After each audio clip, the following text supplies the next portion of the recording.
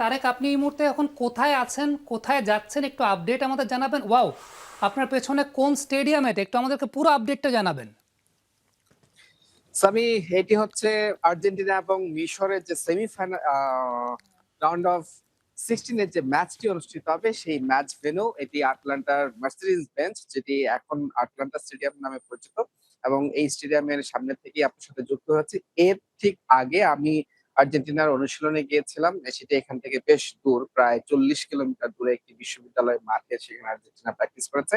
এবং সেখান থেকে স্টেডিয়ামে এসেছি। এখানে কিছুক্ষণ পর 5:30 এখানকার সময় তারা কিন্তু প্রেস কনফারেন্স করবে। এবং আর্জেন্টিনার অনুশীলন দেখতে গিয়েছিলাম এবং সেখানে একটা আপনি নিশ্চয়ই হয়তো মনে করতে পারবেন আর্জেন্টিনা টিওআইসির এই মুহূর্তে খুব জনপ্রিয় একজন সাংবাদিক। তিনি কিন্তু আ দাস্তান, যাকে আমরা বলি এডুল, তার সাথে কথা বলছিলাম যে এই মিশরের বিপক্ষে ম্যাচটা কোন ফরমেশনে এবং কারা, কারা খেলতে পারে।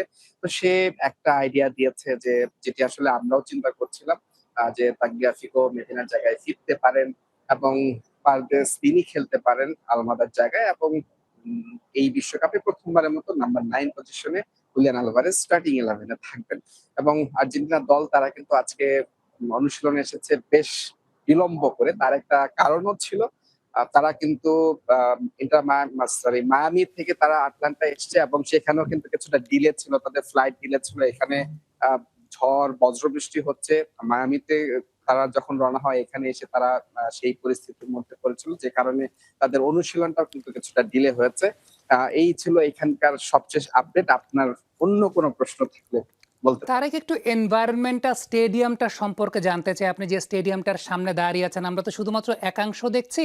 এই স্টেডিয়ামটার বৈশিষ্ট্যের জায়গাটা, এখানকার কন্ডিশনের জায়গাটা এবং যে ম্যাচটা রয়েছে আর্জেন্টিনার, সেখানে এটা কতটুকু ইম্প্যাক্ট ফেলতে পারে? কারণ আমরা দেখছি কিছু স্টেডিয়ামে এয়ার কন্ডিশন, কিছু স্টেডিয়ামে আবার এই গরমের জন্য অনেক সমস্যা হচ্ছে। How is Atlanta actually?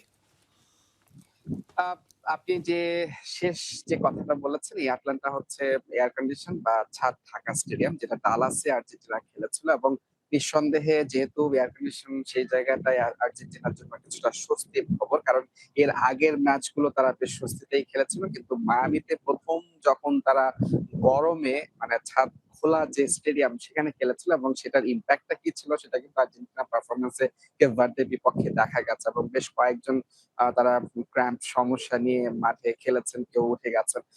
তো সেই জায়গাটায় তারা কিন্তু কিছুটা হলেও আর্জেন্টিনা দলের জন্য স্বস্তি। কারণ এই স্টেডিয়ামটা, এটা হচ্ছে বিশ্বকাপের সেমিফাইনাল।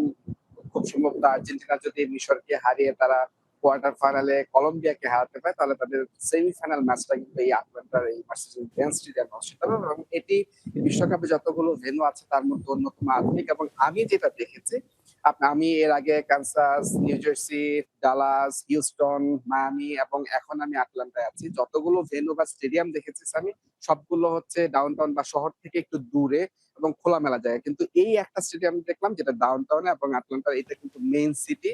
এবং এখানে আপনি নিশ্চয়ই দেখতে পাচ্ছেন আমি প্রায় স্টেডিয়ামের প্রায় ৩ তলা সমান উঁচুতে কিন্তু দাঁড়িয়ে আছি। এবং নিচে আ অনেকগুলো লেয়ার আছে এবং পুরোটাই কিন্তু আশপাশে 5 স্টার হোটেল।